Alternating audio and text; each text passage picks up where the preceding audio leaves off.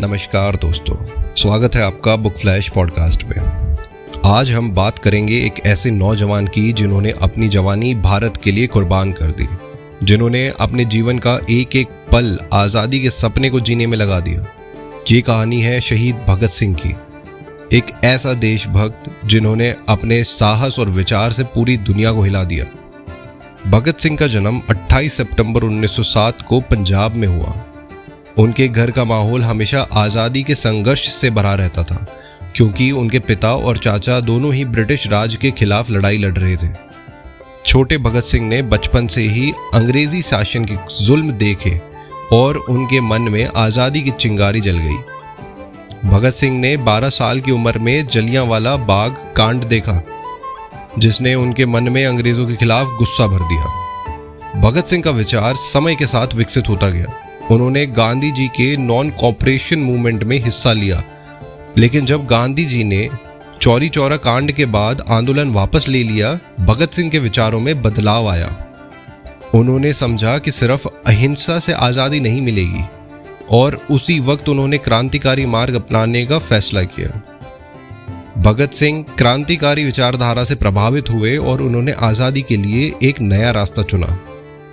1928 में भगत सिंह ने अपने साथी राजगुरु और सुखदेव के साथ मिलकर लाहौर के ब्रिटिश ऑफिसर जॉन सैंड्र्स की हत्या की थी। ये हत्या उन्होंने लाला लाजपत राय की मौत का बदला लेने के लिए की थी, जिन्होंने साइमन कमीशन के विरोध में एक आंदोलन चलाया था और उन्हें लाठीचार्ज के दौरान घोर चोट लगी थी। सैंड्र्स की हत्या के बाद भगत सिंह और उनके साथी छुप गए, लेकिन उन्होंने अपने क्रांतिकारी आंदोलन को बंद नहीं किया। भगत सिंह का सबसे बड़ा क्रांतिकारी कदम था 8 अप्रैल 1929 को दिल्ली के सेंट्रल असेंबली हॉल में बॉम्ब फेंकना। ये बॉम्ब हत्या के लिए नहीं, बल्कि ब्रिटिश हुकूमत को जगाने के लिए था। उन्होंने अपनी जान खतरे में डाली, लेकिन उनका संदेश बिल्कुल क्लियर था, अंग्रेजों भारत छोड़ो। भगत सिंह और बटुकेश्वर दत्त ने अपने आप को गिरफ्तार करवा लिया, क्योंकि उनका मकसद था दुनिया को दिखाना कि भारत के क्रांतिकारी आज़ादी के लिए कितने बलिदान देने को तैयार है। भगत सिंह को सेंट्रल असेंबली हॉल बॉम्ब कांड के बाद गिरफ्तार कर लिया गया। जेल में उन्होंने हंगर स्ट्राइक भी की, जो लगभग 116 दिन तक चली। भगत सिंह को मुकदमे के दौरान अपने विचार रखने का मौका मिला, जहां उन्होंने कहा कि उन्हें ये आंदोलन किसी व्यक्ति के खिलाफ नहीं, बल्कि एक व्यवस्था के खिलाफ करना है। उन्होंने हमेशा अपने विचारों को स्पष्ट और निश्चित ढंग से रखा, जो देश के नौजवानों के लिए एक प्रेरणा का स्रोत बन गया।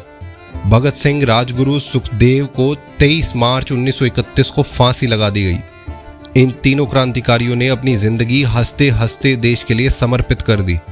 भगत सिंह के अंतिम शब्द थे, मुझे अपने जीवन का अफसोस नहीं, अफसोस सिर्फ इतना है कि मैं अपने देश को आज़ाद नहीं देख पाया। फांसी के वक्त भी उनके चेहरे पर मुस्कान थी, जो देश के लिए उनका प्यार और निष्ठा दिखाता है।